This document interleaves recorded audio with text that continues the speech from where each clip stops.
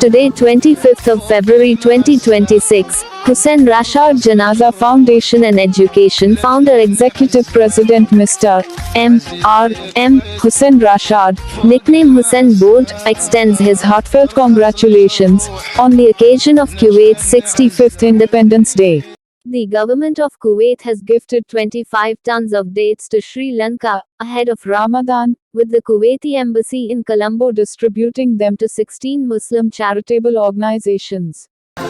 Kuwait Airways Colombo staff extends support to flood-affected children.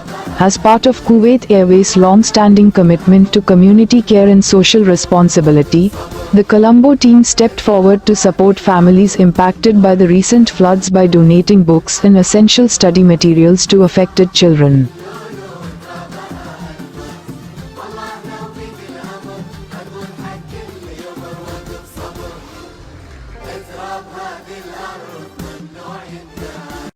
يا بلادي يا بلادي دمع عسر يا بلادي يا كويت الامجاد كفتي ووفيتي ياللي رقيتي على الغيم وتعليتي يحق لي Sri Lanka giving dignified burials to unclaimed bodies for 5 decades. In 1974, Hussain started a voluntary janaza service, a Islamic funeral ritual, to give strangers a dignified burial. Over the past 53 years, Hussain has buried more than 21,000 unclaimed dead bodies. Sri Lanka has no central database, national policy or standard procedures to help identify human remains that have no claimants. An interim report by Office on Missing Persons, OMP, in 2018 also drew attention to this problem. After their death, most people are memorialized at a service, surrounded by grieving family members, friends and relatives.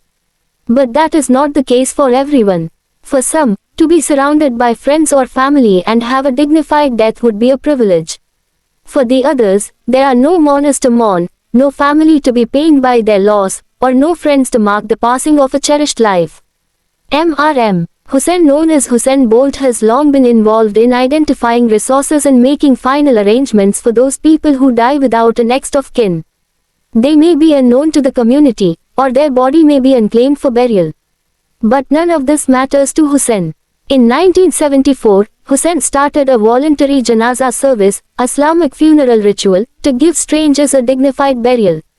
Since then Hussain had been burying hundreds of people who die every year, with no family to call their own and without money. When a person's corpse is unidentified or unclaimed, the body is handed over to the police in order to find the next of kin.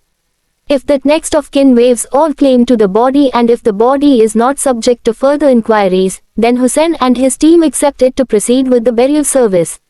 According to data collected by his team, over the past 53 years, Hussain has buried more than 20,000 unclaimed bodies. Was that he had conducted the final rites of people belonging to all classes, races and religions, charging no fee at all. Lord Buddha has preached that we should live in a manner where we help the people. Even in our religion, we have been taught the same. To me, there are only 2 types of people in this world, men and women. We are all brothers and sisters of one big family, said Hussain. A mortuary was located nearby our house in Ward Place. I used to go there and see how work is done in the mortuary. My grandfather had also been doing the same janaza service for many years.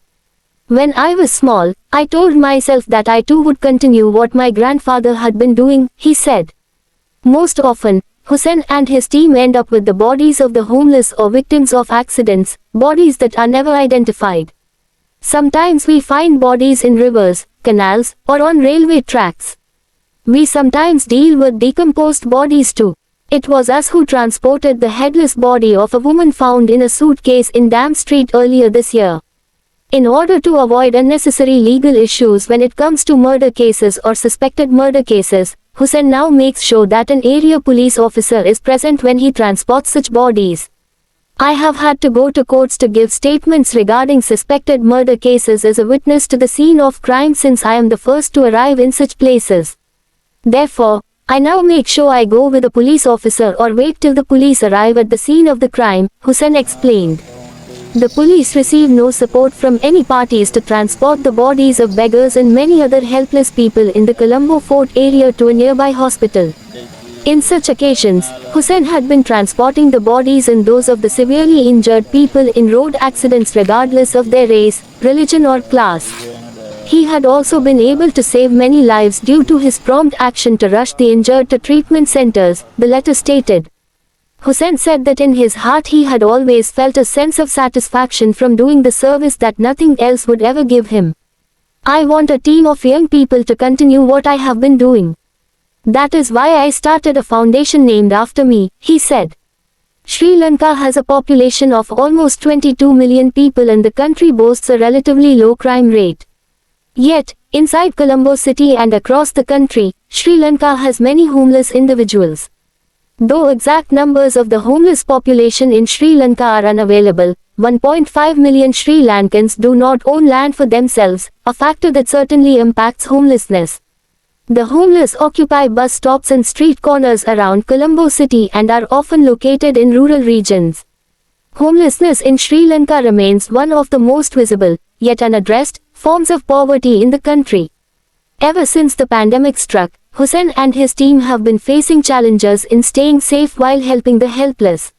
He said that his team followed the specified precautions when dealing with bodies of people.